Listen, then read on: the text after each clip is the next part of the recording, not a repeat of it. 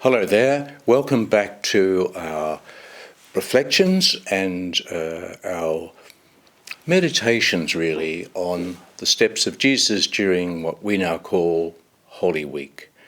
So we've moved from Palm Sunday, he's entered the city, and now he gathers with his disciples for the last time.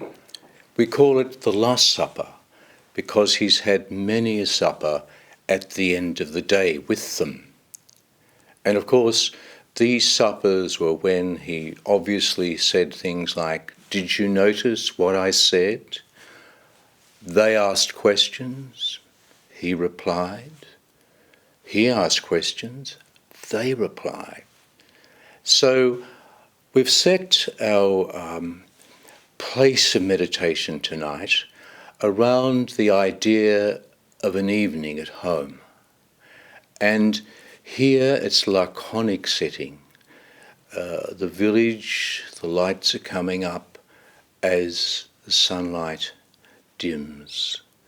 And it's in this setting people prepare their meals.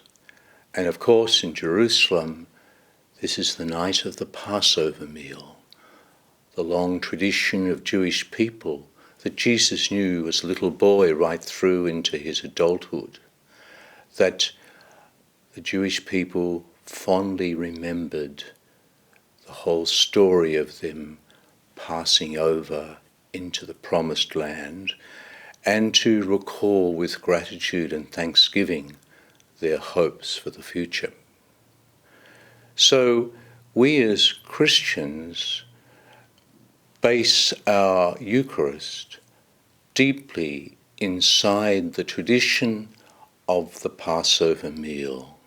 It's very Jewish. And we take food and drink, bread and wine, and set them aside in thanksgiving to our God. Jesus did this with his disciples and shared the food and drink at table. They felt a sense of communion, because communion isn't just what you get in the morsel of bread, say, but it's what we make as we gather as a community. And after that supper, that Last Supper, their response really was to celebrate the Lord's Supper, because as they recalled his last gestures with them, they came to recognize with these things, bread and wine, he was truly present.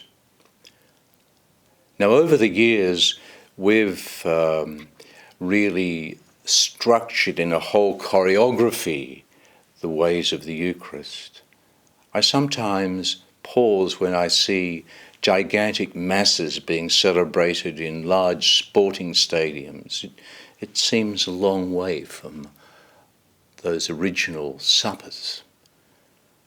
And of course, before the Gospels, quite some time before the Gospels, Paul wrote the letter in which he said, "This is what I learnt, and this is what I pass on to you."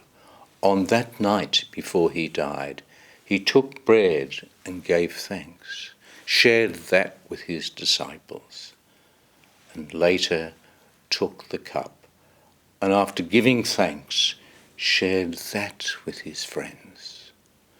Now, when the disciples did that, after the days of crucifixion and resurrection, they came in faith to see he was present with these things, deeply present. And so what's important is to recognize, as we gather for a meditation around the Last Supper, that the first reading of the liturgy for Holy Thursday evening is the actual institution of Eucharist. But Michelle's now about to read a Gospel, And the gospel is something very different. It's the washing of the disciples' feet. It was before the festival of Passover, and Jesus knew that the hour had come for him to pass from this world to the Father. He had always loved those who were in the world, but now he showed how perfect his love was. They were at supper, and the devil had already put it into the mind of Judas Iscariot, son of Simon, to betray him. Jesus knew that the Father had put everything into his hands, and that he had come from God and was returning to God, and got up from the table, removed his outer garment, and taking a towel, wrapped it around his waist.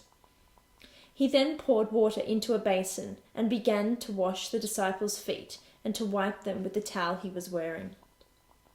He came to Simon Peter, who said to him, "Lord, are you going to wash my feet?" Jesus answered, "At the moment you do not know what I am doing, but later you will understand." "Never," said Peter, "you shall never wash my feet." Jesus replied, "If I do not wash you, you have nothing in common with me." "Then, Lord," said Simon Peter, "not only my feet, but my hands and my head as well." Jesus said, "No one who has taken a bath needs washing. He is clean all over. You are too clean, though not all of you are." He knew who was going to betray him, and that is why he said, "Though not all of you are." When he had washed their feet and put on his clothes again, he went back to the table. "Do you understand," he said, "what I have done to you? You call me Master and Lord, and rightly so. I am. If I, then, the Lord and Master, have washed your feet, you should wash each other's feet. I have given you an example, so that you may copy what I have done for you." This is the gospel of the Lord.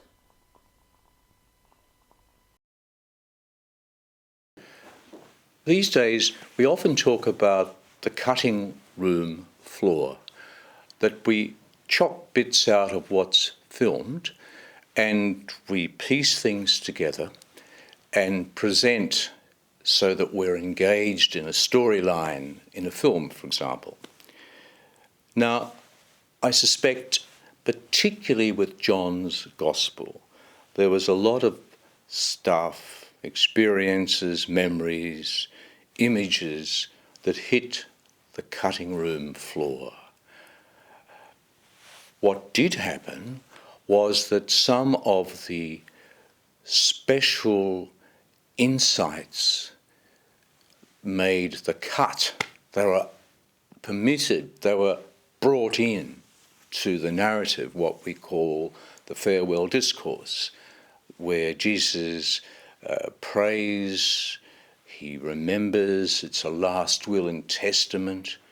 Now, that's not a diarised thing. It's not like a sporting replay. It's an invention of the one we call John, who brings together a whole lot of treasures that Jesus spoke about in his time, his years, maybe 3 short years with them. It possibly picks up bits and pieces of suppers they had before. It could even pick up things that were said at the Last Supper. Now, I would suspect that the washing of the feet didn't happen historically at the Last Supper, but it was a brilliant insight into what Jesus was trying to teach his dumb disciples. His life is about service. His life is about tipping upside down the world of prestige and power and fame, and brings us into a world that's messy. It's enriched with love and care and hope. And so someone in that Johannine community gets the idea to have a beautiful sequence about the Lord washed the disciples' feet. Now, of course, if he didn't wash them that night, he may have washed them on another occasion. I suspect not, because it's the only time it's mentioned is here in John's Gospel. But I think what's happening here is that they've picked the most brilliant symbol of him giving of himself as the lowly one to enrich and bring hope to the lives of his followers.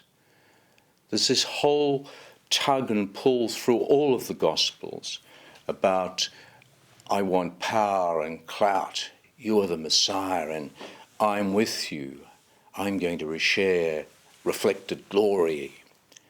But Jesus was trying to teach them, very strong in Mark, when will you learn that I have come to serve, not to be served?